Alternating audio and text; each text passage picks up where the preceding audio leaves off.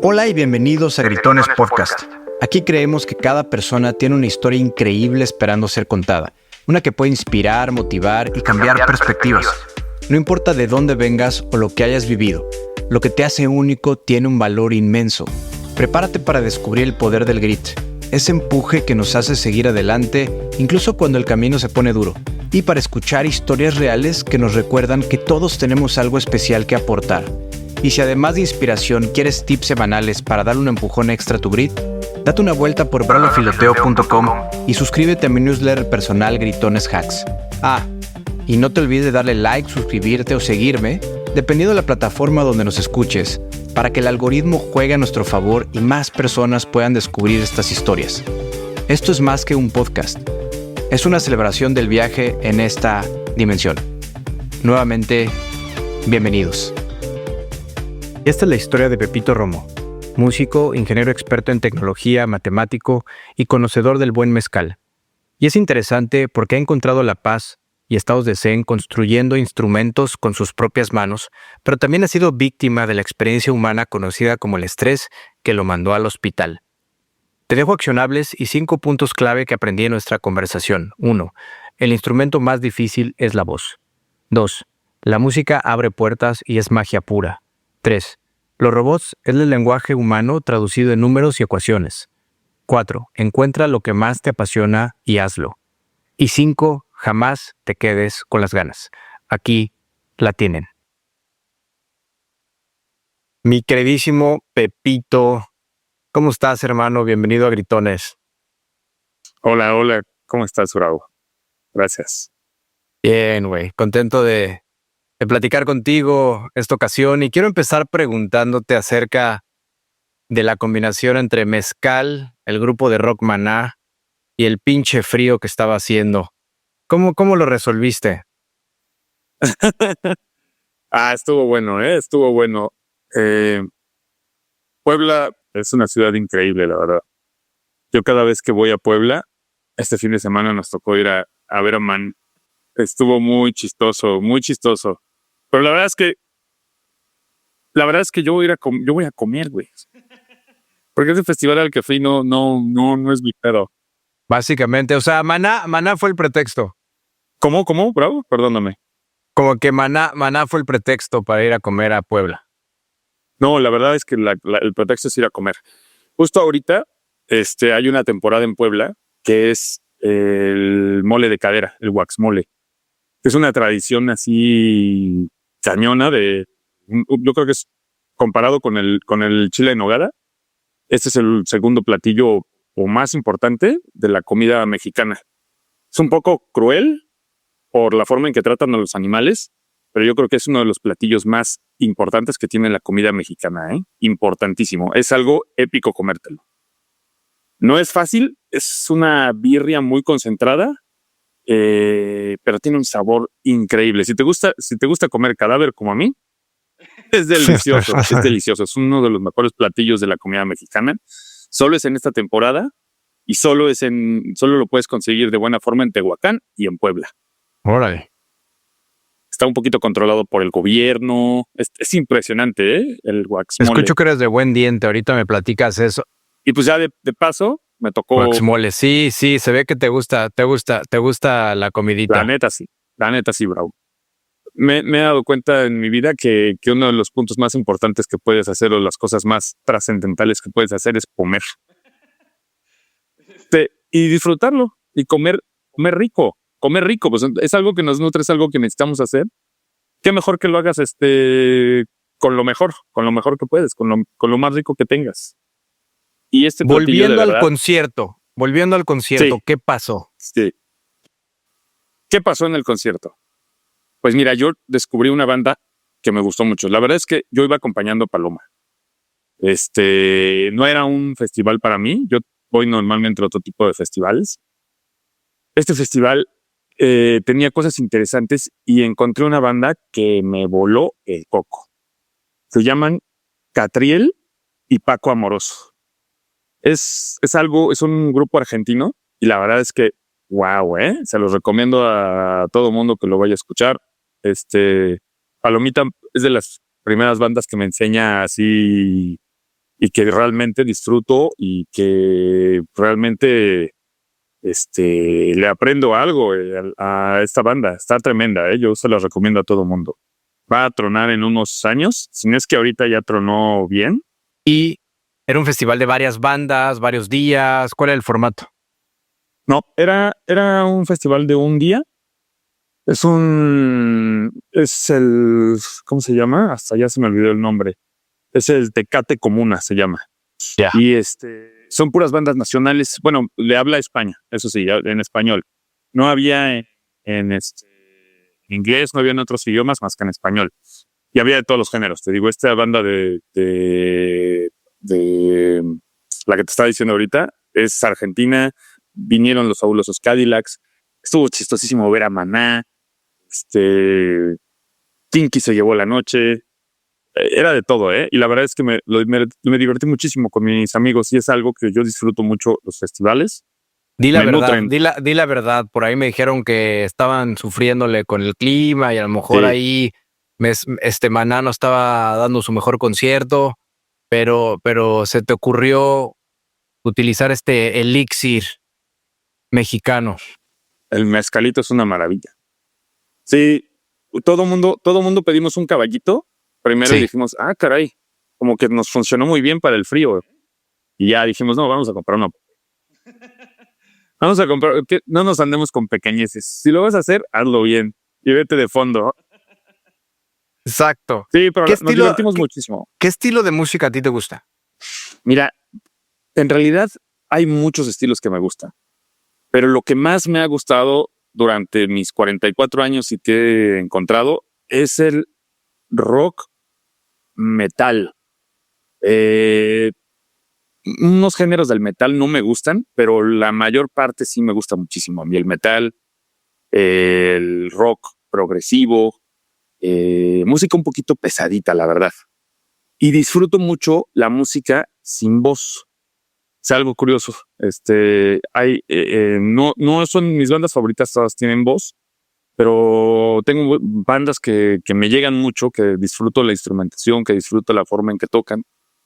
Y la verdad es que eso es lo que más he disfrutado en mi vida, ese tipo de dime más acerca de esto, porque es muy peculiar, según yo, que te guste más el tema instrumental que escuchar a una mujer, un hombre cantando, porque generalmente estamos acostumbrados a escuchar música con voz. Sí. En tu caso, ¿a qué lo ameritas? Mira, cuando yo era chavo, que 12, 13 años, tuve mi primer acercamiento con Metallica. Todo el mundo conoce a Metallica. Y curiosamente, el disco que yo empecé a escuchar tenía una rola que me llamó muchísimo la atención porque no tenía voz. Era de las primeras canciones que yo escuchaba de rock que no tenían voz. Y me pareció algo diferente de todo el disco y algo excepcional dentro del disco que dije, órale, se puede hacer música disfrutando, a pesar de que el instrumento, para mí el instrumento más difícil a tocar es la voz. Es súper complicado. Yo no puedo, yo no canto. Yo admiro a la gente que canta bien porque realmente es es una habilidad increíble. Yo no lo domino y sin embargo, cuando empecé a escuchar todas venían con voz, todo mi conocimiento de música popular era con voz. Llego a esta canción y ¿a qué hora se empieza la canción, la voz? Caray, ya vamos a la mitad y no hay voz. Ya se acabó y no hay voz. Wow, le tuve que regresar, me acuerdo perfecto, le regresé y dije, wow, qué canción.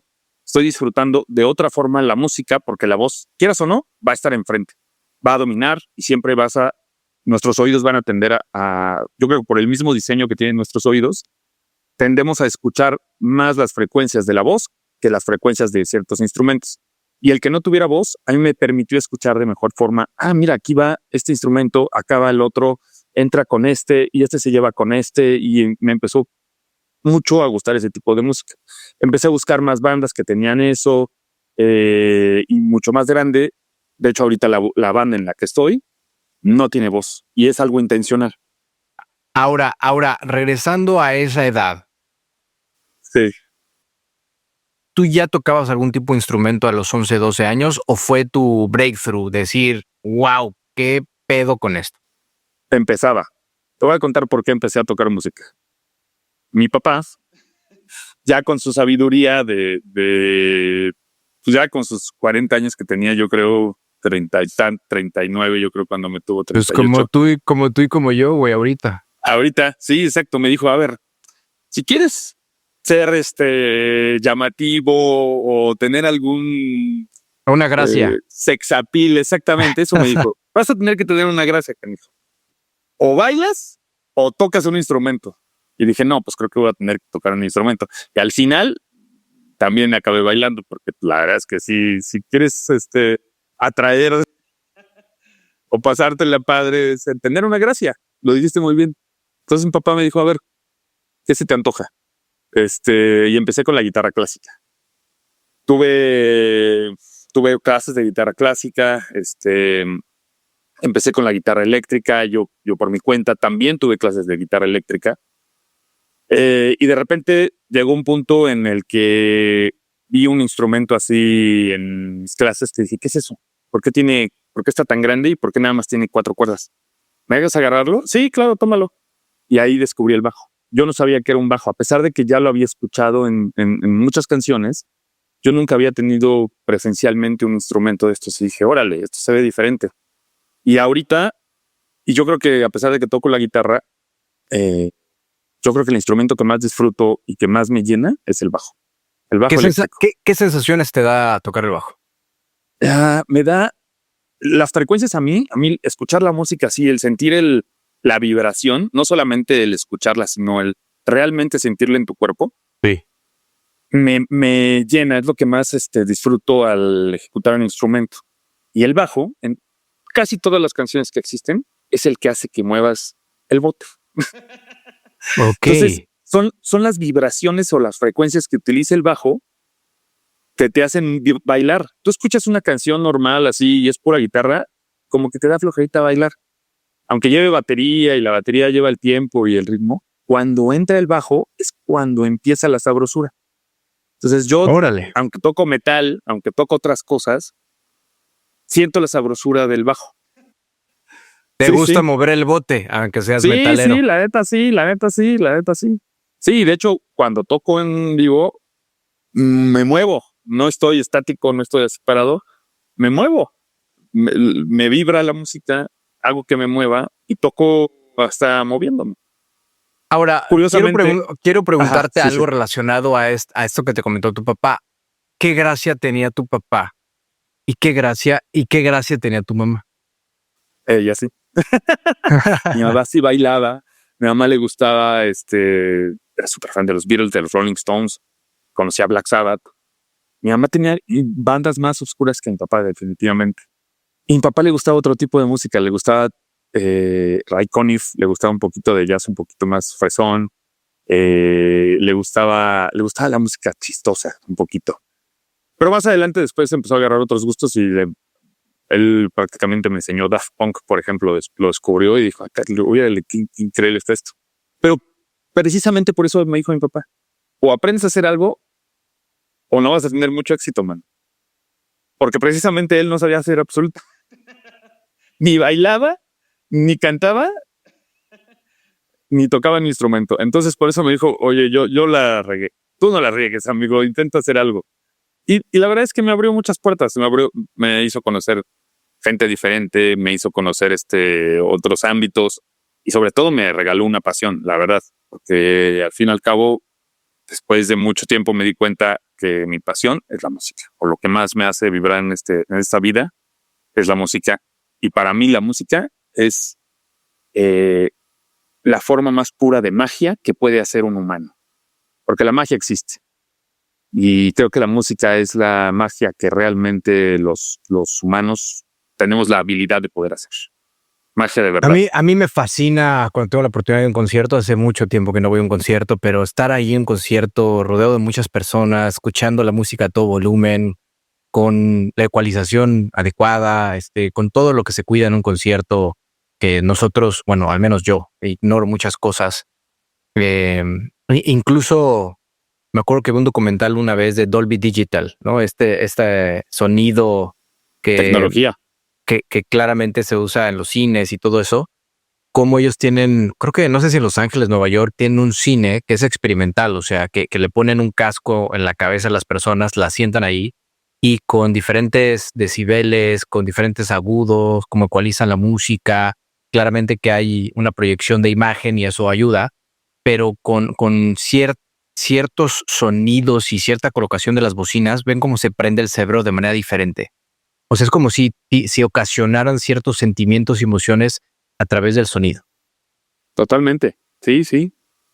Y en un concierto tú dices, es impactante cómo una persona que está arriba de un escenario puede transmitir y hacer bailar a miles de personas al mismo tiempo y que esas miles de personas lo estén viendo y estén conectando con esa persona y todos sintiendo algo en comunidad. Se siente una energía, definitivamente. A mí también por eso me gustan los festivales y conciertos grandes, porque sí hay algo que te carga de energía, que te emociona, que puedes transmitir eso.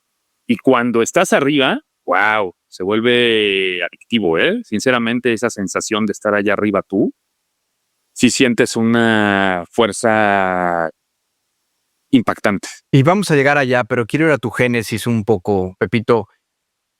¿De dónde eres? Soy chilango. Chilango. Y Xochimilca. No solamente chilango. Toda mi vida vivimos en un terreno muy grande que tenía mi abuelo en Xochimilco, pero en Tepepan se llama la zona. Es por la zona un reclusorio de mujeres. Ahí hay una zona de habitaciones muy padre. Conozco, yo viví por ahí. Viví por ahí. Mira, qué buena onda. Soy sureño y con mucha honra Xochimilca, mi abuela materna, ella sí es Xochimilca 100%, y a mí me transmitió valores muy padres de Xochimilco y yo conecto mucho con Xochimilco. Me encanta ir a pedir calaverita a Xochimilco. Es una tradición hermosísima de México, hermosísima. ¿Y vas ahorita con tu hijo y toda la cosa? No he podido ir porque normalmente ya llevé a Paloma una vez, a mi esposa. Sí. Ya la llevé una vez, se quedó impactada de lo hermosa que es la tradición de que la gente te abre su casa, te ofrece de comer y nada más vas, les das un rezo a sus muertitos, unas canciones, unas letanías muy tradicionales de Xochimilco y te reciben, te sirven tamalitos, te dan ponchecito, te abren sus casas. Sí. Y es una comunidad bien bonita y es una festividad diferente de hermandad y de que no hay ningún problema entre todos. Sí, se arma la fiesta y todo, pero es una fiesta controlada y es una fiesta bien organizada de los barrios de Xochimilco. ¿Cuántos años creciste o durante cuánto tiempo estuviste en el barrio de Xochimilco? En Tepepan estuve hasta mis 33 años, creo. Sí, 33 años. Fue la última vez que estuve ahí. Un buen cacho de mi vida. De tu vida estuviste más de la mitad en esa zona. ¿Cómo te decantaste a estudiar lo que estudiaste? No tengo ni idea que estudiaste, pero escuchando tu pasión por la música a los 11, 12 años, sé que ya hacías tus pininos antes de haber conocido a Metallica, mucha música en tu casa. A ver, yo escuchando te digo, este tipo hizo todo lo necesario para dedicarse a la música full time. Cuéntame ese punto de quiebra, decir qué chingados estudio con el componente de la música en tu vida, tan fuerte. Sí, siempre ha sido muy fuerte, pero también durante toda mi vida, los números para mí han sido algo fuerte. O sea, las matemáticas, las ciencias, la tecnología sobre todo. Para mí siempre ha sido algo también importante, que me divierte, que me gusta estar ahí. Y yo estudiando prepa, decidí quedarme en la prepa en la que estaba y estudiar una ingeniería. Soy ingeniero en sistemas electrónicos. Nada que ver con la música. Nada que ver con la música. Y de cierta forma me complementaba porque no me quedaba solo con un mundo de música, sino también quería abrir otro tipo de cosas. O sea, la música siempre para mí fue algo que me gustaba mucho, pero decía, oye, pero es que también tengo esta capacidad de poder hacer estos problemas matemáticos. Y aparte me gusta mucho la tecnología. Entonces encontré una carrera que a mí en ese momento, estás bien chavo cuando eliges una carrera, y a mí en ese momento me apasionó la mezcla entre la electrónica, la robótica. Mi carrera, la que estudié, después se transformó y se llama mecatrónica, y luego le cambiaron el nombre otra vez, y ahorita ya es otro nombre. Pero es justamente eso, es tecnología un poco enfocada a la electrónica y a sistemas de control. ¿Qué Eso es lo que yo estudié. significan los números para ti? Son desde la matemática, son desde la música, desde algo que puedes interpretar y razonar de cierta forma, y te puedes clavar en cosas bien locas de numerología, y te puedes clavar en cosas es que te puedes representar todo lo que tienes a tu alrededor y todo lo que piensas en números. ¿Tienes alguna memoria en particular, algún día, algún suceso que esté muy conectado con la matemática? Así como tu experiencia con Metallica, decías, wow, ¿qué es esto? Así con los números, que digas, tenía X años o pasó esto y me voló la tapa el número. Sí, problemas matemáticos muy simples de resolver, como trigonometría y cosas así. Una vez estaba bien chiquito en la primaria, y tenía un maestro muy bueno de matemáticas en la primaria, y una vez me puso un problema que a mí me voló el coco, que era un problema físico de cómo aventar una pelota tiene una implicación matemática que no concibes desde chiquito. No sabes que el aventar una pelota con cierta fuerza, con cierta inclinación, va a tener cierto resultado. Entonces me puso ese problema matemático para poderlo resolver mediante ángulos, y dije, órale. O sea, yo podría haber dicho que con la fuerza y con el ángulo que estoy disparando, teóricamente la pelota tendría que llegar allá. Sí, tendría que llegar allá. Y ahí fue cuando también me activó ese chip en la vida, y no me quedé con las ganas de no ver ese tipo de cosas. Y por eso es que los números de repente conectaron para mí. Tuve mucho contacto con la matemática directa. De hecho, hasta llegué en algún momento a pensar en estudiar matemáticas aplicadas, así tal cual, porque entré a competencias de matemáticas y bien ñoñazos, unos geniesazos que le encantan los números y resuelven problemas impresionantes. Yo admiraba mucho a estas personas y empecé a hacer ese tipo de ejercicios, y empecé a hacer ese tipo de entrenamiento para llegar a olimpiadas de matemáticas. Que en México hay unos genios matemáticos que no tienes idea, bravo. O sea, hay unos chavos que les gira la mente matemática impresionante. Y empecé a hacer ese tipo de cosas yo creo que desde mi primera experiencia de una olimpiada de matemática fue en la secundaria. Nos trajeron, yo estudiaba en Morelia en ese entonces, nos trajeron a una primera competencia, bueno, primero una competencia en el estado de Michoacán, me fue muy bien, creo que en tercer lugar o segundo lugar, y nos trajeron a los primeros lugares a la Ciudad de México a competir contra un nivel más avanzado. Ahí sí me dieron una rastriza durísima, que en el lugar 20 y tantos de 50, me fue pésimo.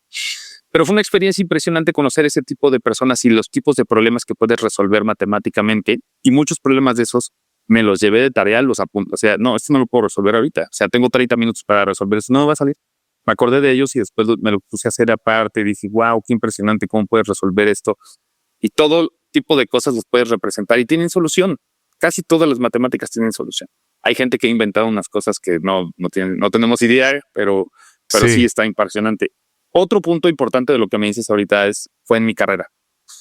Un poco aplicado ya la matemática, no solamente a matemáticas, sino ya al mundo real. Yo empecé a ver cómo funcionan los robots. Y al fin y al cabo, está el aparato, está la mano esta, y al fin y al cabo lo único que es una ecuación de tercer o cuarto grado, una cosa así. Entonces son ecuaciones diferenciales que puedes tú resolver para saber qué es lo que tiene que hacer el robot o lo que está haciendo el robot en ese momento, para que el robot mueva la manita de aquí a acá, aplique la fuerza y haga esto. Entonces ese punto también en robótica, en las clases que llevaba de robótica, también me cambió un poco la vida, así de wow, qué increíble poder aplicar algo matemático al mundo ya físico, un mundo tecnológico y me voló el coco. La gran mayoría de personas, estamos muy chavos cuando tenemos que elegir carrera y yo creo que no tenemos la más remota idea qué queremos en la vida, qué queremos estudiar. En tu caso, por lo que escucho, ¿crees que le diste al clavo? Es decir, Sí, sí, y estudié te lo voy a que decir algo. tenía que estudiar eso o te cuestionas a ti mismo, me hubiera metido de cabeza a la música. No, estábamos bien. La verdad es que cuando tienes que elegir una carrera estás súper chavo, súper verde. Yo creo que debería de ser un poco más avanzado, pero yo le di en el clavo. A pesar de que todo lo que lo que estudié en mi carrera, no me acuerdo de nada, no he aplicado absolutamente nada. Y yo creo que muchos de las personas que estudian una carrera universitaria no lo vuelve a aplicar en su vida. Lo único que haces es una formación. Y a mí la formación que yo escogí con una ingeniería, con algo que me enfocara y me diera esta estructura de cómo resolver problemas, yo creo que eso a mí me dio y el contacto que tuve con la tecnología durante mi carrera, yo creo que me dio las bases para hacer a donde estoy ahorita. Ya. Y yo creo que es difícil el sentir que, me hubiera gustado. Apliqué para medicina, de hecho. Mi primera idea de carrera fue medicina. Apliqué, no me fue mal.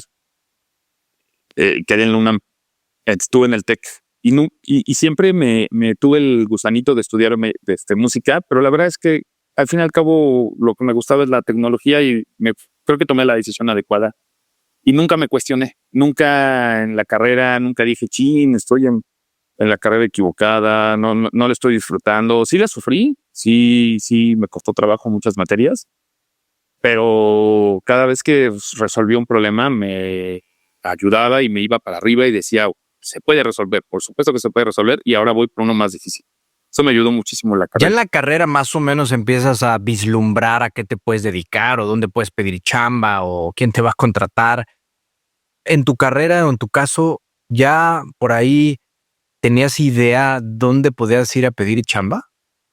No, bravo. Y de hecho sí fue un tema para mí eso, porque a pesar de que yo estudié algo para trabajar con robots y en un tema tecnológico avanzadón y ñoñazo, vamos a clavarnos en los números, yo me dediqué a otro tipo de cosas. Mi carrera ya profesional, mi primer trabajo sí fue un poco enfocado a nuevas tecnologías que en ese momento eran, wow, los celulares. Todavía eran monocromáticos. Yo estuve en una empresa que se dedicaba a hacer los primeros logos que la compañía grande de México empezaban a poner blanco y negro unos iconos en tu celular. No sé si te alcanzaron a tocar eso. Y los primeros tonos de soniditos MIDI que suenan así, ti, ti, ti, ti, ti, ti, ti, así, mono. Eso fue mi primera chamba. Empezar a hacer ese tipo de cosas. ¿Y cómo la conseguiste? ¿Cómo llegaste ahí? De la escuela. Me buscaron en la escuela hay una bolsa de trabajo. Me buscaron, estaban buscando gente que le gustara la tecnología, gente que conociera un poquito de programación, que en mi carrera es bien enfocada también a la programación. Y ahí entré. Y mi primera chamba fue desarrollar un sistema que utilizaron la compañía grande de telefonía como unos 9, 10 años para poder intercambiar datos de este tipo de aplicaciones. O sea, yo me salí de ese mundo cuando empezaban los juegos. O sea, todavía ni siquiera puedes descargar juegos.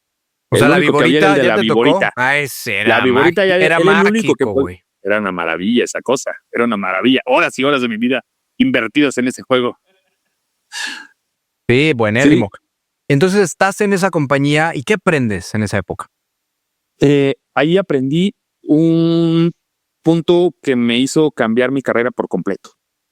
El mundo tecnológico lo empecé un poquito a modificar a un mundo más administrativo y dejé de darle a la programada, a la tecla acá, y me fui a la parte de administración de gente de tecnología, project management.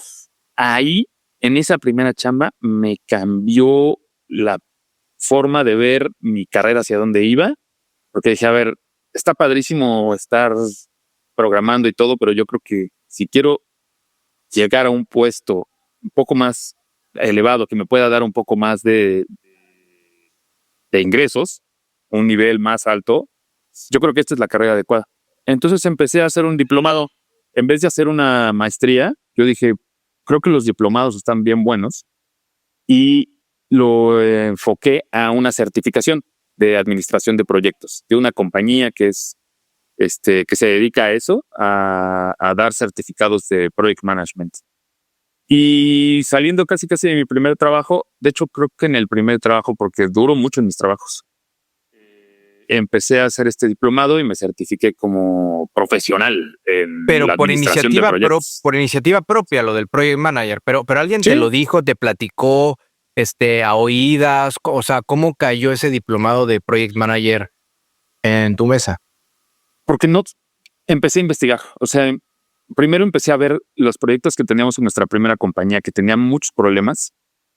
Y dije, güey, aquí ha de haber alguien, perdón, ¿se pueden decir groserías, bro? No tantas, no te pases de cabrón. Güey, puedes hablar como se te dé la gana, no pasa nada. Pa. Empecé a ver que teníamos muchos problemas para tiempos de entrega, que no había visto bien desde el inicio del proyecto que esto iba así, que esto iba así. Entonces empecé a buscar en internet tal cual, así. ¿Cómo le haces para que no se te descuadre alguna entrega, algo, un compromiso que tienes? Y en esa googleada y en ese, yo creo que todavía ni siquiera Google, yo creo que era Yahoo, no sé. Salió esta compañía que se dedicaba a tener un cuadro de referencia para hacer tus proyectos, que te decía, tú tienes que hacer esto para que te salga exitosamente. Entonces me certifiqué en esa compañía, que al fin y al cabo no estuve muy de acuerdo ya al final, porque al fin y al cabo es una compañía, es alguien que tiene que lucrar y se convierte un poco en una pirámide. En un negocio de te voy a cobrar y te me vas a tener que seguir pagando para tener tu titulito. Y no fui tan, ya después de muchos años dejé eso y no me agradó. Después regresé a otro tipo de compañías de esas para otra certificación, porque en mi carrera siempre me he tratado de cambiar un poquito. Entonces, de irme actualizando, digámoslo así, Claro. en este mundo. Y ya me clavé en este mundo, bravo. O sea, en mi carrera profesional me seguí con el tema de proyectos. Tuve muchos, ¿cómo se dice? Muchos otros trabajos enfocado a esta administración de proyectos en empresas grandes, en empresas chiquitas. No obstante, te certificas y tienes diplomados. A mí me parece que siempre le metemos un ingrediente personal. O sea, el twist que tú le puedas dar a lo que aprendes cuando ya estás con el equipo, con los colaboradores, haciendo pues, gerenciamiento de un equipo para entregar un proyecto, para entregar un lo que sea.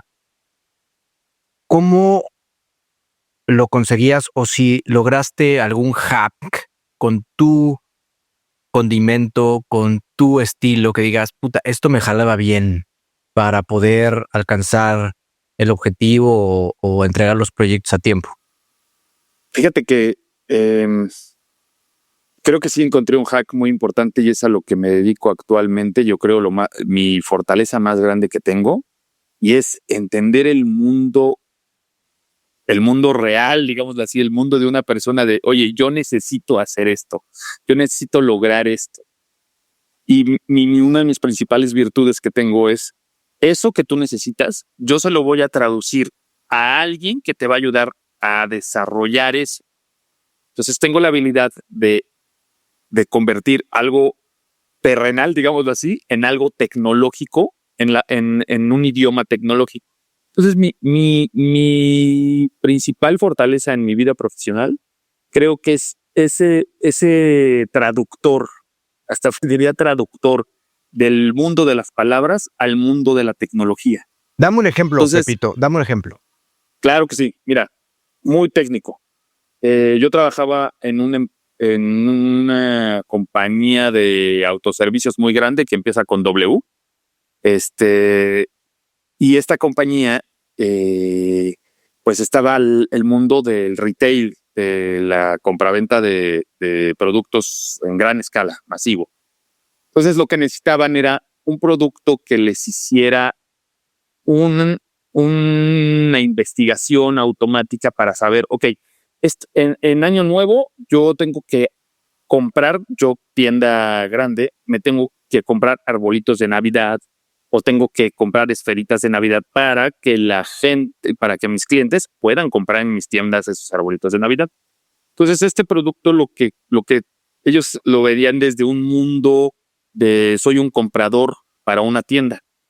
Y lo que necesitaban es que una herramienta que les pudiera dar eso que ellos necesitaban de forma automática o que les dijera tendencias o que les hiciera un análisis de qué es lo que necesitaban comprar por temporadas o por tipo de productos que tú tenías un inventario que te dabas cuenta de, oye, la mantequilla tal se vendió pero como agua y van 2 veces que la compramos y se vende como agua. Entonces, las personas que se dedicaban en el mundo del retail no tenían como la habilidad de decir, madres, entonces lo que yo necesito, ¿qué es lo que necesito hacer?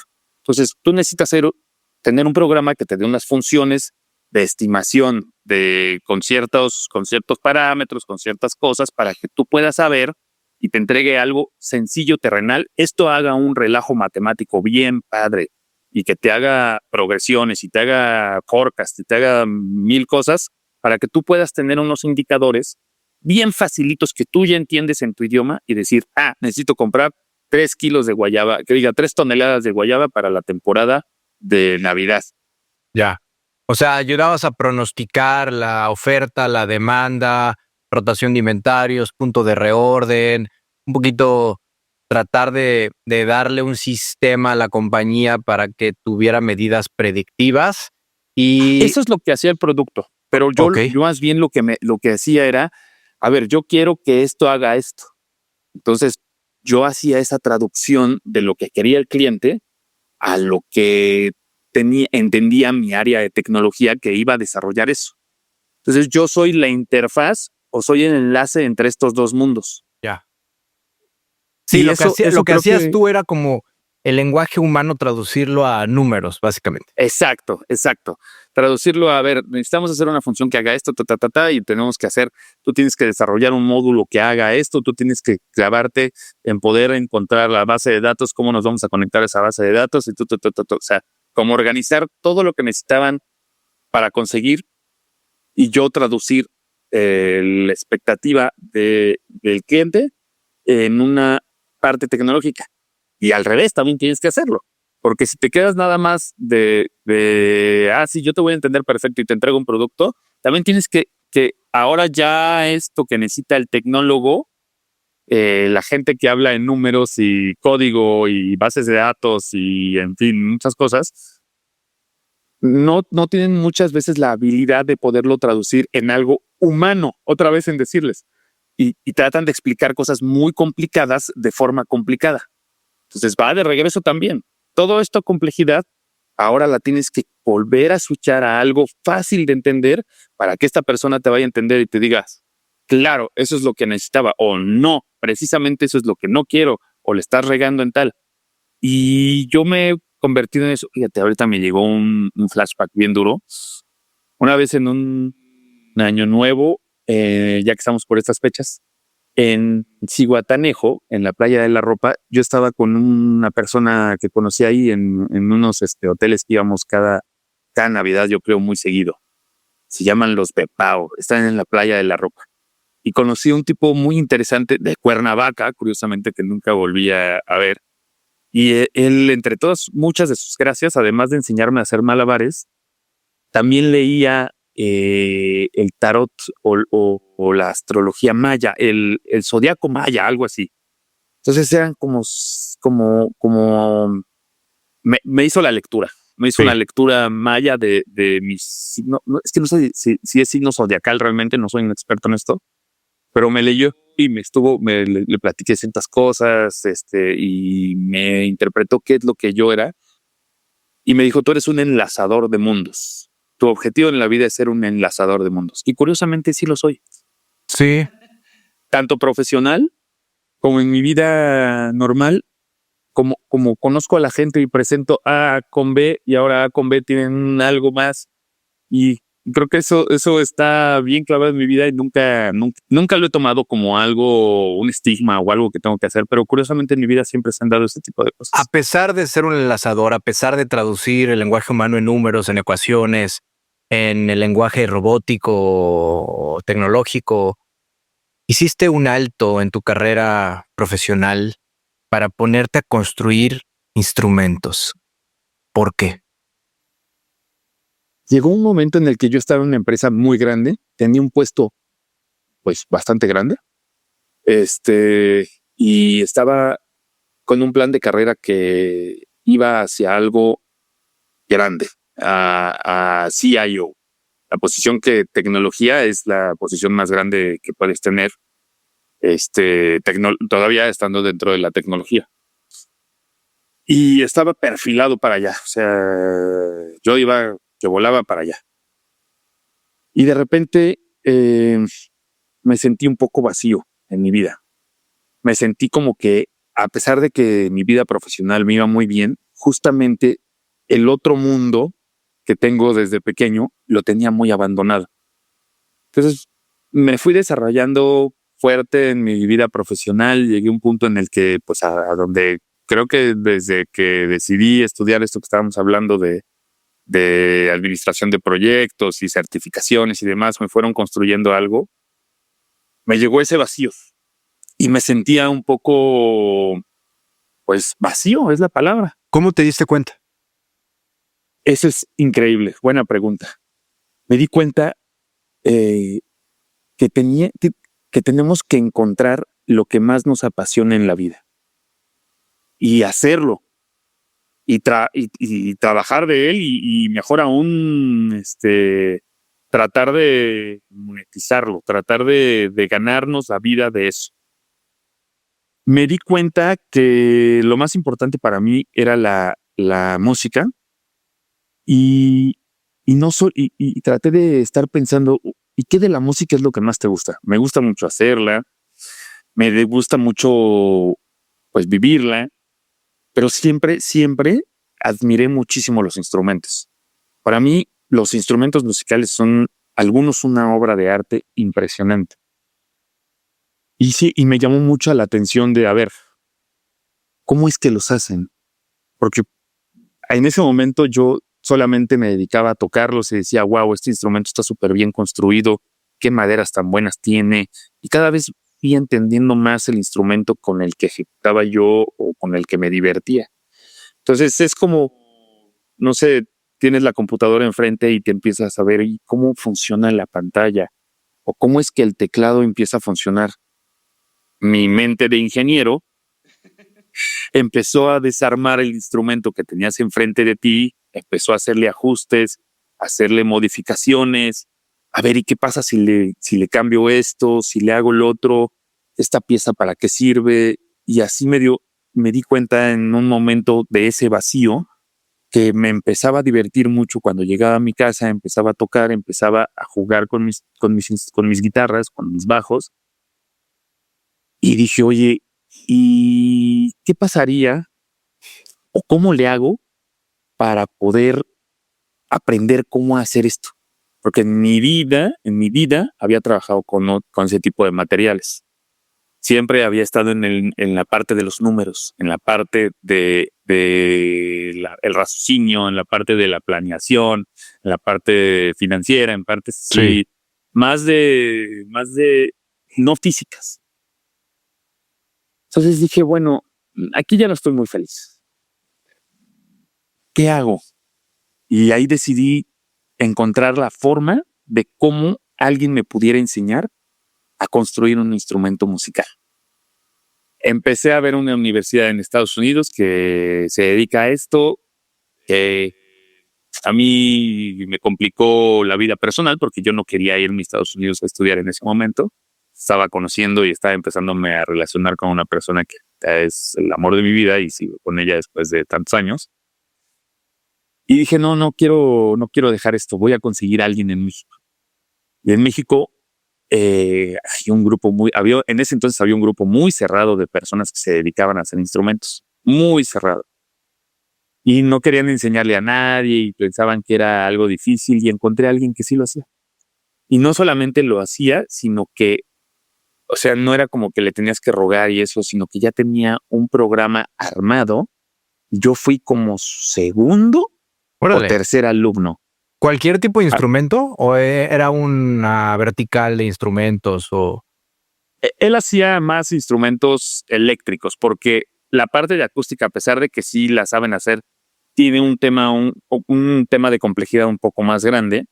Las guitarras eléctricas y los bajos eléctricos, era de ese tipo de instrumentos. Que de hecho Porque los demás son muy estabas como difíciles. juntando la tecnología con Exacto. la música, cabrón, porque vaya, Exacto. no es que no haya tecnología en un instrumento sin electricidad, ahí también hay una gran tecnología. Pero digamos que en temas más coloquiales estabas juntando lo mejor de dos mundos, ¿no? Sí, sí, en términos coloquiales también fui ese enlazador de, a ver, tengo mi parte de tecnología y tengo mi parte de músico. A ver, vamos a ver. ¿Y qué encontraste? ¿Qué Pasión. encontraste? O sea, ¿cómo? Descríbeme la primera clase. Me dijeron, a ver, esto es un tronco de madera. Esto se Te, llama madera. te vengo presentando el tronco de madera. Esto es una tabla de madera con la que vas a construir un instrumento. Entonces, pues fue algo. Me acuerdo que durante la clase estaba muy divertido y aprendí muchísimo y empecé a razonar un poquito más de cómo se construye, cómo van cada parte y demás. Y al final del día, eh, a pesar de que fue agotador, porque es estar cortando a mano, es estar lijando y lijando, era un trabajo demandantemente físico complicado. Sí es muy cansado estar trabajando. Los carpinteros se llevan un trabajal, porque al fin y al cabo eres un carpintero. Los lauderos, los técnicos de construcción de guitarra, es un trabajo físico. Y yo nunca había tenido un trabajo físico y la verdad es que es gratificante.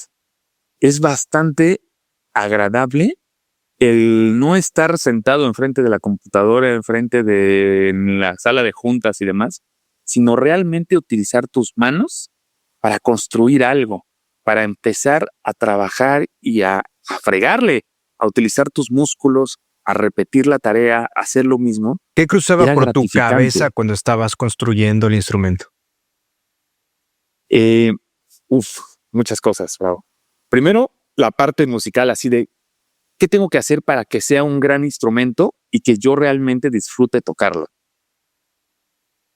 ¿Qué propiedades físicas tiene la madera, esta o esta o esta, para que pueda resonar mejor? ¿Qué tengo que hacer con los ángulos de inclinación de las cuerdas para que realmente se toquen y no suenen a una guitarrita de esas que compras en la tiendita de juguetes y que nada más son unas cuerdas de nylon así? ¿Por qué esas no suenan bien y por qué una guitarra de unos 200,000, 300,000 pesos suena súper bien o suena diferente o tiene unos materiales diferentes?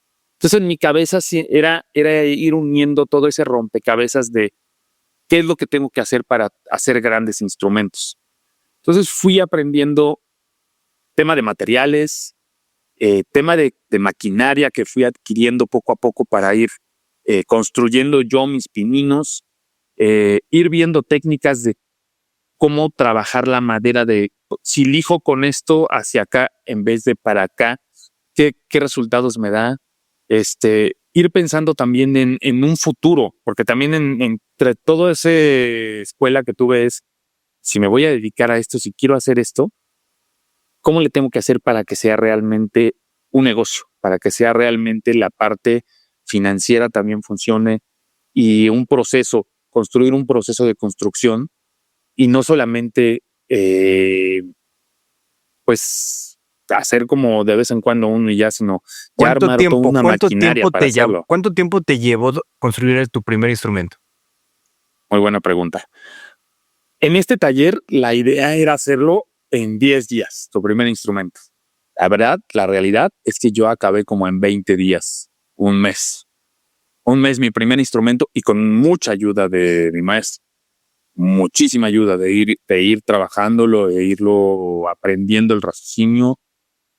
Y como casi todo, lo que aprendes, ahora lo tienes que aplicar. Entonces, mi primer instrumento que yo construí, me tardé 3 meses y medio. Una cosa así, 4 meses. El primero que tú solito construiste, 3 Solo. meses. ¿Y qué En mi hiciste? taller ¿Qué ya. hiciste con esos 2 primeros instrumentos? El primero lo tengo. El primero ahí lo tengo en mi casa, ahí lo toco de vez en cuando. ¿Cómo suena? Increíble. La verdad es que me lo han chuleado muchos músicos, me han dicho, oye, qué increíble está esto. Luego mandas una foto, Pepito. Me Sí, encantaría claro. Me encantaría verlo, güey. Romo Guitars, está en Romo Guitars, así se llama mi Instagram. Ahí lo voy a buscar, Romo Guitars. Sí, y el segundo instrumento ya tuvo dueños. El primero que yo construí de cero, lo construí ya pensando en alguien, en un músico que yo admiro, ¿no? Y todavía lo sigo admirando, de una banda que se llama Terror Cósmico. Y ese instrumento sigue dando vueltas. Ya se ha ido a Europa un par de veces. Ya han dado por varios lados ese instrumento. Mientras tú construías Romo Guitars como, vamos a llamarlo un side business, con tu pasión, con la música, ¿seguías trabajando en el mundo corporativo? No. Durante un buen rato, no. Estuve, yo creo que un año estuve dedicado a esto. Full time. Full time. Y de repente me di cuenta que podía equilibrar los dos mundos sin ningún problema. Ya había pasado esa curva de aprendizaje. Yo ya podía construir instrumentos. No se venden, sinceramente, el tipo de instrumentos que yo construyo no son instrumentos baratos. Son instrumentos ya diseñados y enfocados a los requerimientos de un músico avanzado. Sobre pedido, me imagino. Sobre pedido lo haces. Braulio, tú quieres hacerte tu guitarra, cómo te gustan a ti, qué tipo de cosas te gustan a ti. Y gente que ya tiene conocimiento del instrumento y gente que va precisamente hacia lo que va, hacia un instrumento custom diseñado para ellos. Oye, entonces, ahorita me hiciste barato. recordar, no hace mucho vi un documental de Elvis Presley, no me acuerdo en qué plataforma de streaming, pero el punto es que cuando él regresa a hacer un especial, llevaba como 7 años sin aparecer en vivo Elvis. Y el punto al que quiero llegar es que yo viendo la magia de Elvis Presley, de lo que representa en la música, de repente hay una toma en donde saca una guitarra el cabrón. ¡Qué locura de guitarra! Yo no toco ningún instrumento. Bueno, intenté tocar el piano de chiquito y para mí era más un agobio que otra cosa, ¿no? Porque me lo imponían.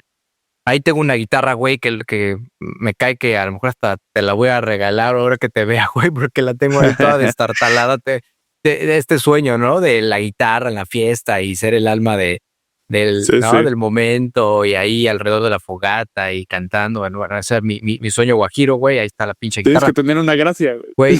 Pero regresando a lo de Elvis Presley, no mames en la guitarra, güey. Por ahí te voy a mandar por WhatsApp el docu para que veas la guitarra. Una guitarra, güey, que yo la veía en la tele, decía, wow, que se ve que la hicieron para él. Sí, seguro.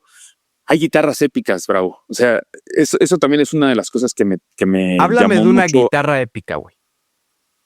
Ahí te va una. Blackie. Blackie tienen hasta nombres. Cherry, Blackie, tienen nombres. Están cotizadas en millones de dólares. Ok. Son guitarras que hicieron historia en la música. Hay una guitarra de Jimi Hendrix que es una Fender Stratocaster zurda. Es diestra, pero adaptada para un zurdo. Blackie es la guitarra de ¿cómo se llamaba el guitarrista de Cream? Se me fue ahorita. Es muy famoso. Toca Tears in Heaven. Se me fue el nombre ahorita. ¿Y esa guitarra la hicieron para él? Para él, o la compró. No, creo que él la compró. Así, no es una guitarra custom, es una guitarra que compró muy vieja. Ya. Una guitarra de los 60s. Ok. Pero hizo historia con ella y las subastan, hacen subastas de millones de dólares. Hace poco David Gilmour, el guitarrista de Pink Floyd, vendió en una subasta muy grande muchos de sus instrumentos y alcanzaron cantidades obscenas. Hay una marca que se llama Gibson, que sus guitarras de 1959 están cotizadas en los millones de dólares. Sí, millones de dólares una sola guitarra. Wow. Y son cotizadísimas. Y sí se vuelven piezas de la historia. Al día de hoy, si alguien te pide una guitarra, o sea, estás vigente. Al día de hoy, si alguien me pide una guitarra, estoy vigente. Ya tengo un equilibrio entre... De hecho, ahorita estoy construyendo una. Tengo un taller aparte. El taller lo puse en el sótano de mi departamento porque tiene un cuarto abajo grande.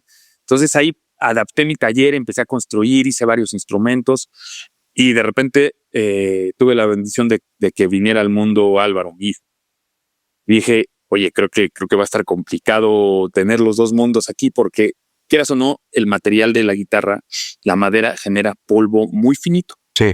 Y hay unos polvos que hasta pican la nariz. Eso es complicado, es un material complicado, pero muy, muy, muy noble al mismo tiempo, porque es muy fácil de trabajarlo, pero sí genera temas. O sea, te astillas las manos, cortas. Son instrumentos complicados. Entonces dije, creo que no es una buena forma de hacerlo. Vamos a sacarlo de aquí.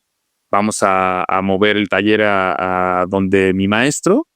Y empecé a migrarme para allá, empezamos a hacer guitarras en un lugar aparte, y ahí sigue ese lugar para construcción de guitarras. Ahorita estoy en una con un amigo que me pidió algo muy específico, que quiere una guitarra como la que él usa, pero con mejores cualidades, que la marca que inventó esa guitarra nunca la va a hacer.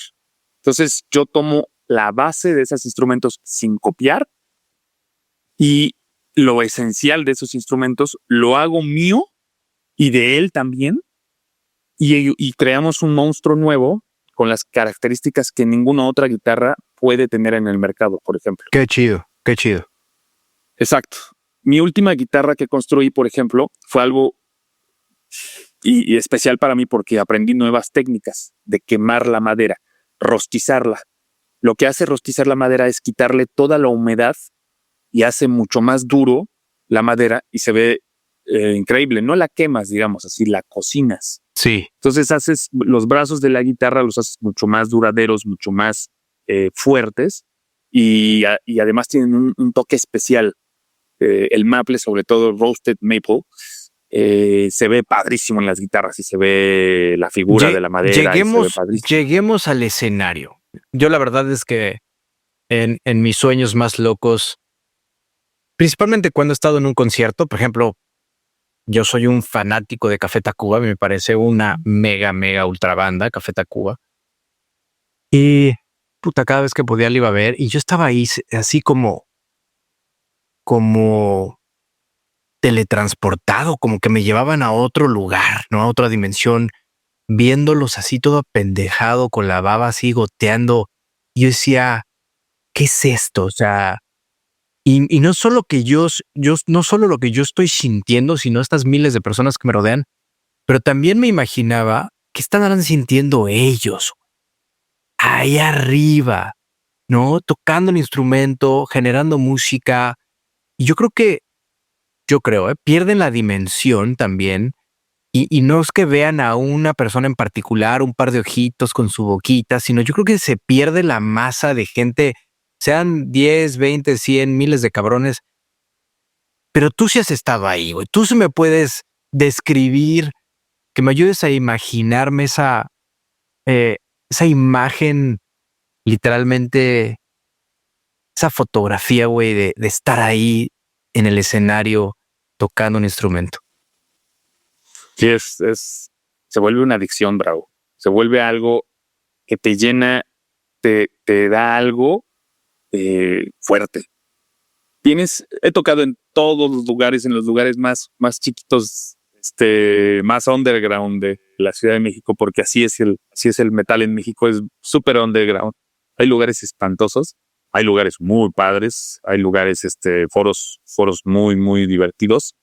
Yo creo que el foro más grande que me ha tocado es en donde hacen el Corona, en el Palacio de los Deportes. Es algo fuerte, es una vibra fuerte que empiezas cuando empiezas nervioso. Siempre en todos los conciertos yo empiezo nervioso y yo creo que todo mundo, yo creo que no hay un artista que se sube sin tener ese nervio de tener tanta gente enfrente de ti viéndote, cientos de ojos o hasta unos 2 ojos nada más viéndote enfrente. Sientes algo, compromiso, yo creo, porque la gente viene a divertirse, viene a escuchar algo que les gusta. Y tú tienes que entregar, de cierta forma, tienes que entregar lo que ellos están buscando y la diversión que ellos están queriendo tener y el goce de la música que comparten contigo. Entonces tienes esa responsabilidad cuando estás subiéndote al escenario. Sientes nervios, sientes como antes de empezar una carrera, antes de empezar un maratón, empiezas a sentir esos nerviecitos antes de subirte a un juego mecánico. Ese nerviecito lo empiezas a sentir. Y ya que estás arriba, empiezas a sentir la gloria de que vas para abajo en el juego mecánico y te dejas ir, bro. Y todo el mundo empieza a aplaudirte o empiezan a hacer algo, ves las reacciones de todos. Y es eso, es la montaña rusa de que te dejas ir y te tienes que dejar ir y empiezas a disfrutar. Si te pones nervioso, pierdes. Déjame hablar del flow, porque no sé si ustedes ahí en la música lo utilizan, este flow que incluso hay libros que hablan, ¿no? De este estado acrecentado de conciencia en donde te unes con la totalidad o de repente todo sucede en cámara lenta, en donde la guitarra se convierte en una parte de tu cuerpo y ya ni siquiera estás pensando en la nota. O sea, con una naturalidad está sucediendo la música o en el deporte igual. Te fundes con la bicicleta o te fundes con el palo de golf o en la escritura, en la pintura y este flow, ¿no? Que puede costar mucho trabajo llegar a él por nervio, porque duele incluso, ¿no? En una disciplina y tienes que mantenerte ahí por cierto periodo de tiempo, pero cuando entras a este flow, este estado como pues de flujo continuo, me imagino que sucede arriba de un escenario. Totalmente. Te conectas a ese momento beta, alfa o algo de tu cerebro que te conectas a la Matrix.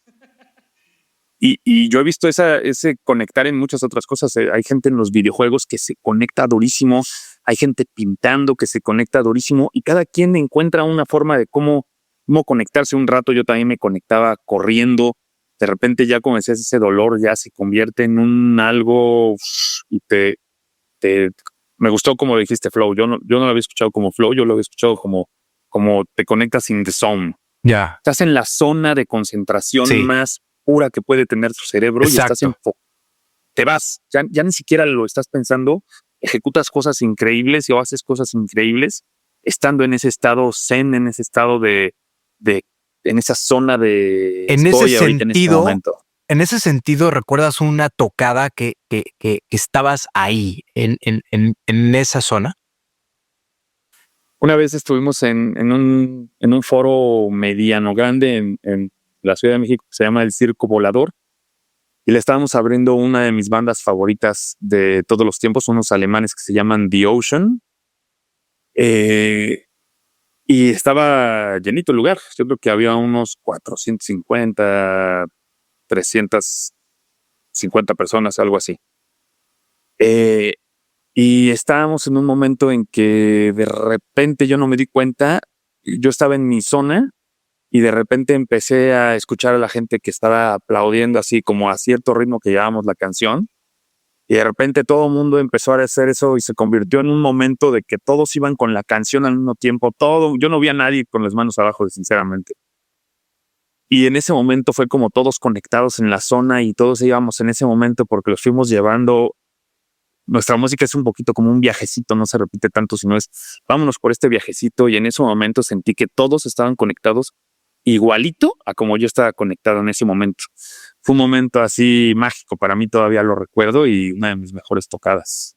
¿Por qué acabaste en el hospital no hace mucho? Muy buen punto. Tuve mi primer ataque de pánico. Sí. Tuve mi primer ataque de pánico, yo no sabía qué se sentía eso, bro. Yo creí que me estaba pasando algo. Que se siente como si te fuera a dar un ataque, ¿no? Al corazón. O sea, se siente algo muy, muy gacho. Sí, se siente como un ataque. ¿Dónde estabas? Algo traes. Estaba en la oficina. Estaba bajo mucho estrés de que me hacía yo mismo. Ese ataque me ayudó a darme cuenta de no te pasa nada. Llegué al hospital y sí me vieron como, oye, sí le está pasando algo. Llévatelo de inmediato. Me empezaron a revisar. No tienes nada. Estás perfecto, amigo. Y me di cuenta realmente que no tenía nada. Y me di cuenta que realmente no tenía por qué llevar mi cuerpo y mi ser a esa presión, porque yo mismo me estaba presionando, bro. Yo solo me provoqué eso, porque nadie más me hacía hacerme responsable de ese tipo de carga que yo me hacía a mí mismo. Y ese fue un momento épico que me di cuenta que no tengo por qué estresarme, no tengo por qué dejarme que algo me supere, porque todo se puede resolver. ¿A qué te refieres con que tú solo te lo provocaste? Sí, fue un momento de estrés para mí. Algo estaba muy mal en el trabajo, había muchas cosas. Yo consumía cafeína a grados muy elevados. No café, no me gusta el café, soy un rarito, sino en mate. El mate me encanta. Y consumía bastante mate, me echaba como 2 litros de mate al día, que es demasiado.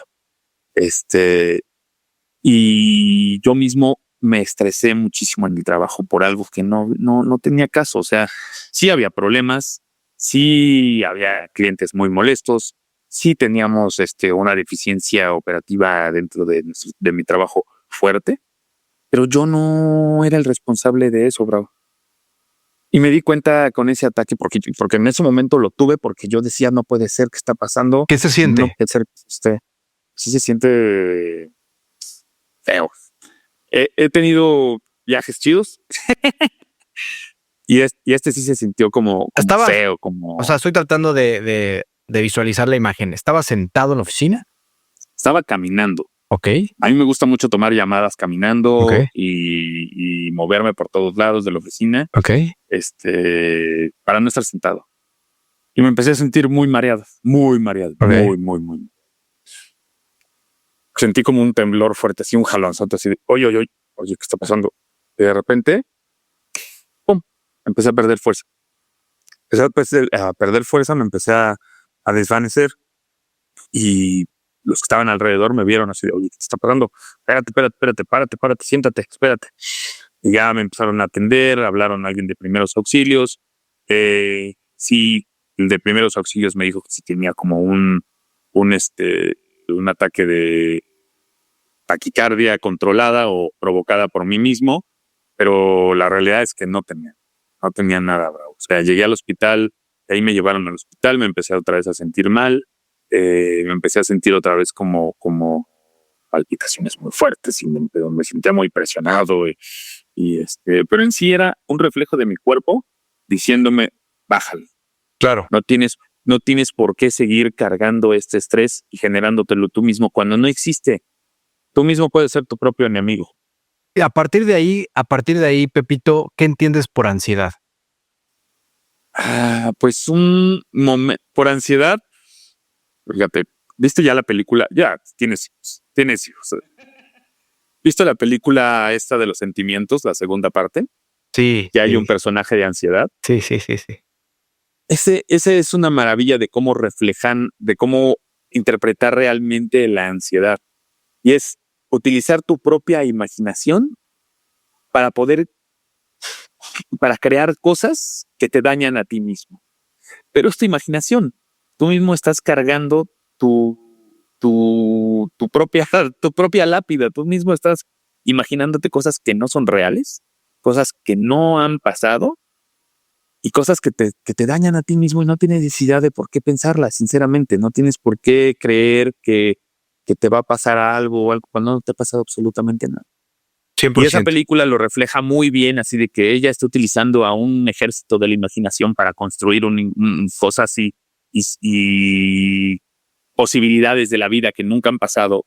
Y lo que generan al fin y al cabo es una crisis de este muñequito perfecto, como lo hacen cuando tiene un ataque de ansiedad que está dando vueltas alrededor de sí mismo y se convierte en un remolino. Y eso es lo que sientes cuando tienes un ataque de ansiedad, que estás como en un remolino así a toda velocidad impactando y no puedes parar y no te puedes frenar, pero al mismo tiempo estás estático, estás totalmente inmóvil, estás sin saber qué hacer y estás muy asustado de qué es lo que está pasando contigo porque no lo entiendes en ese momento.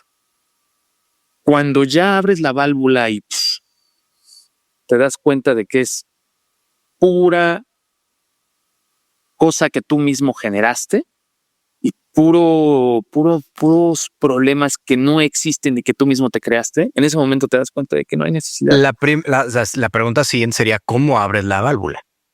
Esa es muy difícil. Esa es muy difícil. Y yo me di cuenta de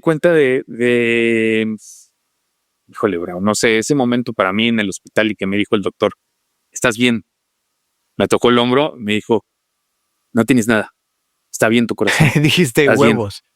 Sí, porque yo sentía que mi corazón estaba en la fregada y que me daban unos ataques y subidas y bajadas. Y fueron como 3 subidas y bajadas de la montaña rusa otra vez. Pero feas. Y me dijo, no tienes nada, estás bien. En ese momento me dije, ¿cómo es que no tengo nada? O sea, yo me estoy imaginando que tengo 3 piernas, que estoy generándome una historia que no. Y la realidad es que ahí me dio una cachetada el doctor sin nada más con esas palabras. Y yo mismo traté de ser mi propio traductor de mundos y entender por qué estaba haciendo esto. Y ahí fue cuando yo me di cuenta de que yo había generado todo este problema y lo que estaba haciéndome era cargármelo a mí mismo cuando no era mi problema y lo único que tenía que hacer era controlar la forma en cómo hacía las cosas y cómo tenía yo el control de yo mismo darme latigazos o enfocarme a hacer una tarea y tratar de resolver el problema sin que yo mismo me lacere. Eso me ayudó muchísimo. Sí, me ayudó muchísimo. dices Fue un algo punto importante de cambio de mi vida. súper importante porque el poder de las historias. Al final, la razón de existir de este podcast es el poder de las historias, dicho de 1000 maneras diferentes. Pero incluso gente como Tony Robbins, que es un tipo que pues ha creado una categoría, ¿no?, de life coach como tal, aunque él pues no se asume estrictamente como eso, pero bueno, él y muchas cosas que he leído afirman el poder de las historias. ¿Qué historia te cuentas todos los días? ¿No? ¿Qué historia te estás repitiendo? Porque eso, a través del poder de la mente, definitivamente va a tener una correlación directa con tu estado anímico, con tu cuerpo, como tú lo viviste, ¿no? Con tus resultados, con tu trabajo, con muchas cosas, ¿no? Entonces, las historias son algo muy relevante en la vida de todos nosotros, quitando lo que está de moda del storytelling, ¿no? Y demás, ¿no? Temas más mercadológicos. Y qué bueno que estás bien. Las personas cercanas a ti dicen que tienes una gran capacidad de reinventarte. ¿Cómo le haces? Pues mira, es algo que se me da natural, ¿verdad?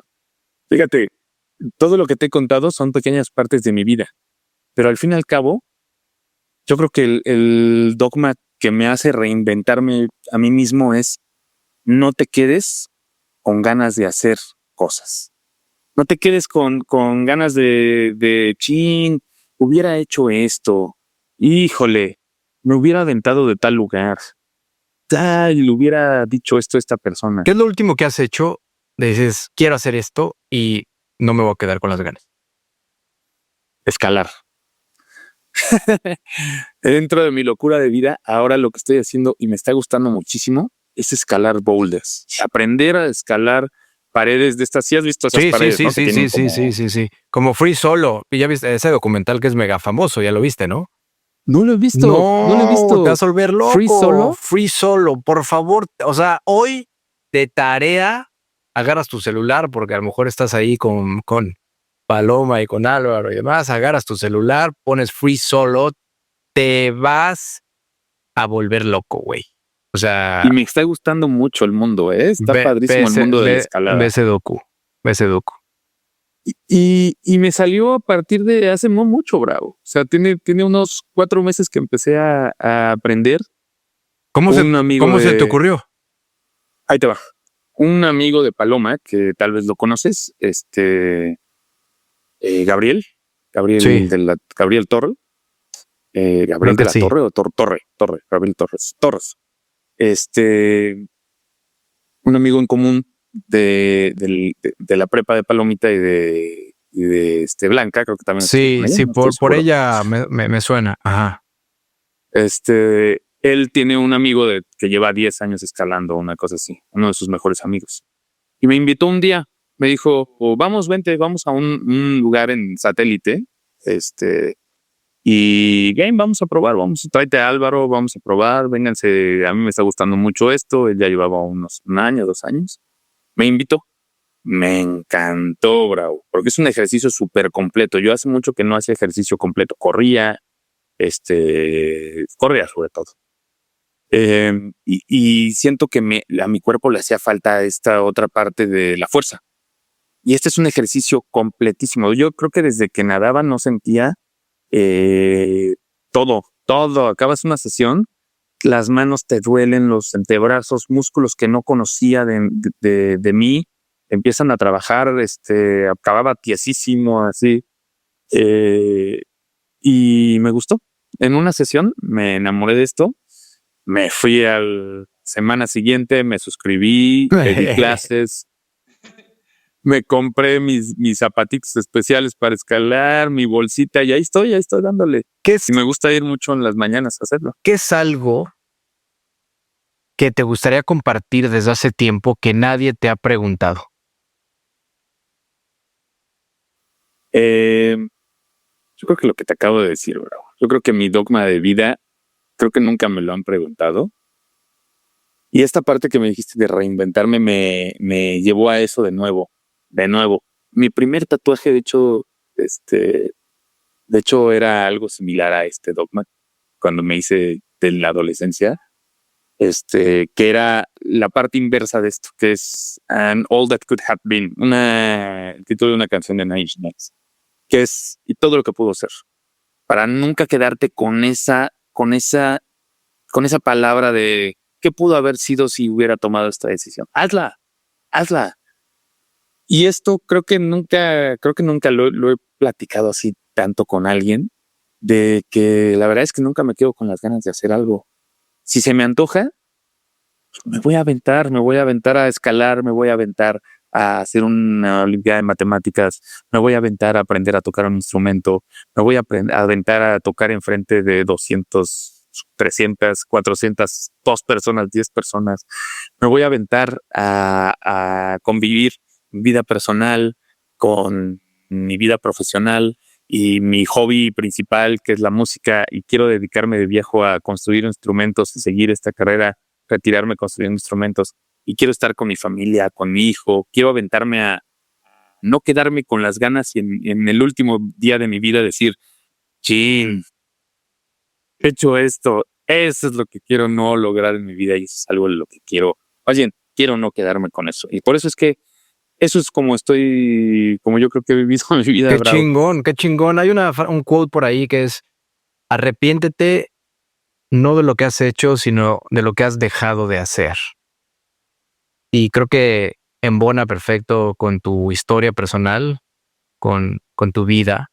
Voy a ir cerrando poco a poco la conversación, que he disfrutado muchísimo y te agradezco este espacio y que más personas conozcan tu historia, que se inspiren con tu historia, que no dejen de vivir la experiencia de algo que les dé curiosidad. Me parece que la curiosidad hoy es un gran indicador, es un wake-up call, decir, si algo te está generando curiosidad, dale, investiga, googléalo, inténtalo, en fin.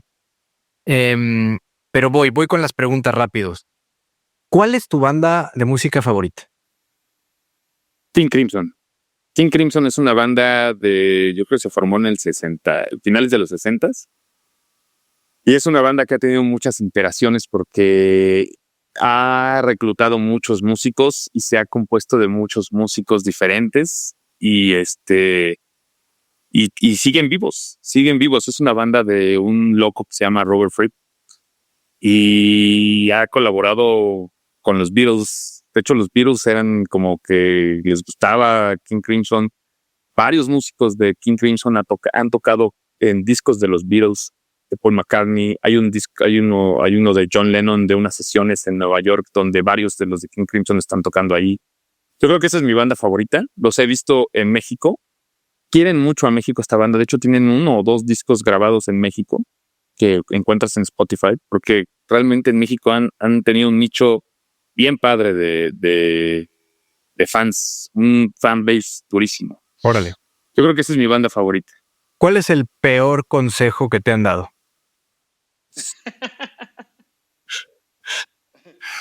Ten cuidado, ten miedo y no lo hagas. Yo creo que es uno de los peores consejos. Sí, ten cuidado. Está fuerte. Déjate ir. Si pudieras tener una reunión privada con un rockero vivo o muerto, ¿quién sería y qué le preguntarías? Wow, qué buena pregunta. Yo creo. A ver, déjame la pienso un poquito porque admiro a muchos músicos, de verdad. Admiro a muchas personas vivas, muertas. Yo creo que ahorita hay una persona que me interesa mucho. Se llama Aaron Turner. Tenía una banda. Él empezó en una banda, bueno, no sé si ahí empezó, pero donde yo lo conocí es una banda que se llamaba ISIS, como el grupo terrorista, pero Sí. era un gran grupo de de Chicago no eran. ¿Qué estilo me de acuerdo dónde música? son. Se llaman post-metal. De hecho, yo creo que inventaron el género que toco. Y esta persona construyó las bases del tipo de música que más me gusta, yo creo del género que más me apasiona. Y de repente decidió acabar esta banda y tener otras pequeñas interacciones. Se dedica a dibujar también, tatúa, también hace sesiones de tatuaje. Y tiene otra banda que se llama, que está vigente ahorita, se llaman Sumac. Y es una banda de grandes músicos, de grandes músicos de música pesada, el baterista de Baptist, el bajista de Russian Silkers y ese bajista también es increíble, tiene un currículum impresionante. Pero esta persona me parece tan interesante porque es un renacentista que tiene un concepto diferente de la música y hace música. Ahorita yo creo que lo que está haciendo es un poco más de jazz. Es metal, pero con unas bases de es que ni siquiera es como vamos a tocar a lo loco y así de a ver cómo suene y no, sino sí tiene una base de interpretación y convierte la distorsión de la guitarra, el que puede ser el feedback que se escucha, ya sabes que como que se escucha lo convierte en música y lo toca en vivo y eso lo hace que transmita a la gente ese ruido y luego lo convierte en ritmo y luego baja bien duro y tiene un concepto diferente de la música y me gustaría preguntarle ¿cuál es tu concepto de música? ¿Qué entiendes tú por música para poder crear de un ruido a un ritmo, a un grito que das? ¿Qué está en tu cabecita en ese momento? ¿Qué es lo que te hace pensar ese momento de transformar, de hacer tus dedos que suenen eso? Eso me gustaría preguntarle. Si pudieras tener uno de los siguientes superpoderes, ¿cuál escogerías? ¿Ser invisible o volar? Volar, bro. ¿Por qué? Volar. Imagínate, a mí me encantaría de repente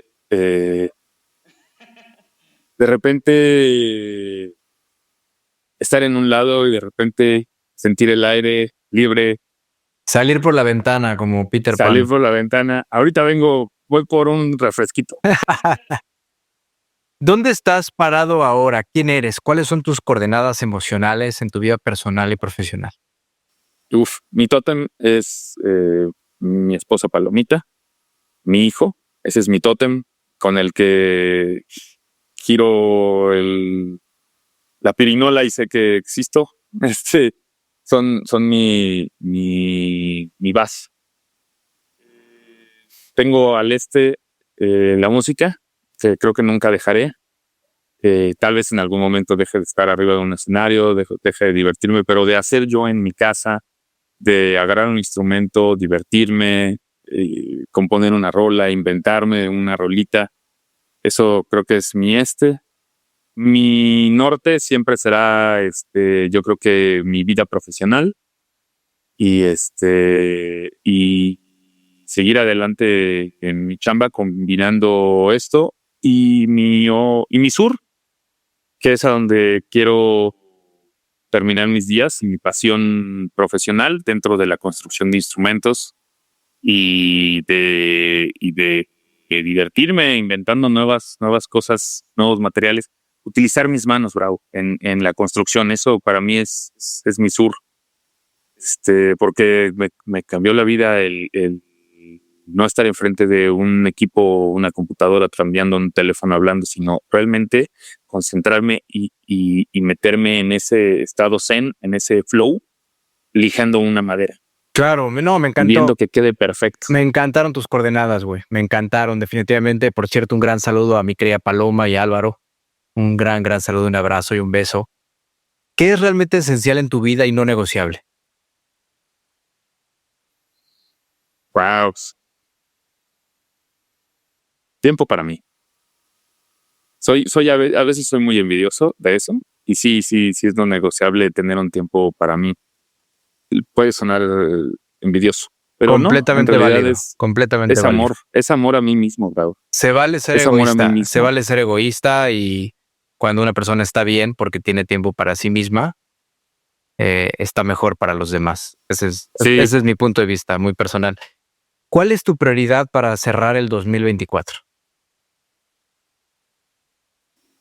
Mi prioridad para cerrar el 2024,